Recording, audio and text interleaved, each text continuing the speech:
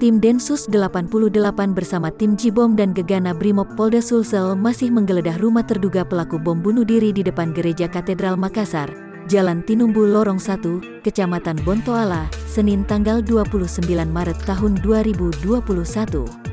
Dari pantauan Kompas.com, polisi juga menurunkan mobil pendeteksi bom.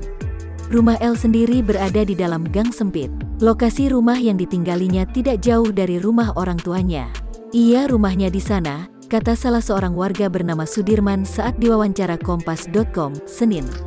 Saat tim Densus 88 melakukan penggeledahan, terdengar suara dentuman mirip ledakan. Dentuman tersebut diduga berasal dari barang yang disita tim Densus di rumah korban.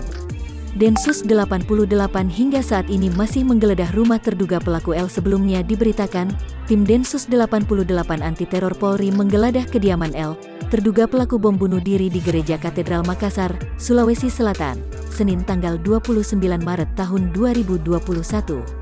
Rumah tersebut terletak di Jalan Tinumbu, Kecamatan Bontoala. Tentunya dengan kejadian ini dari kemarin tim sudah bergerak, ujar Kabid Humas Polda Sulsel Kombes Pol E. Zulpan kepada wartawan, Senin. Sekedar diketahui, aksi bom bunuh diri terjadi di Gereja Katedral, Jalan Kajaolalido, Kecamatan Ujung Pandang, Minggu kemarin.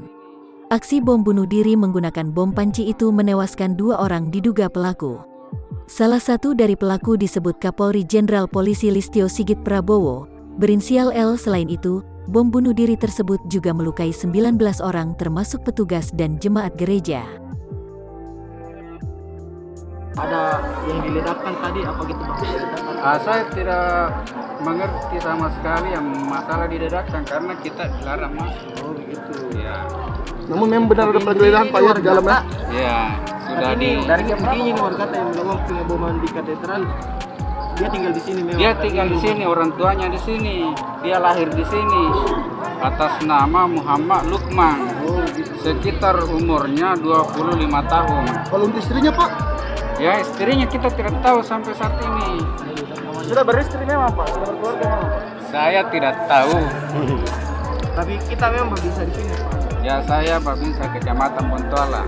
Tapi Pak ini memang Kegiatan memang sudah penggeledahan sudah berapa jam ini Pak?